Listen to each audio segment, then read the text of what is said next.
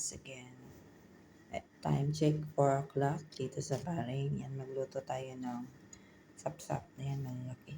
With alugbati, ito ang ating ricado. Pakulo na tayo guys. Ilagyan na natin ang ating ricado muna. Ayan guys, dalawa lang isasabaw natin. Inap-fry ko muna. Ilagay na natin ang ating isda. Kumupo yun ito. Ilalagay na natin ating alugbati guys. There you go guys. Lagyan natin ng kaunting sinigang.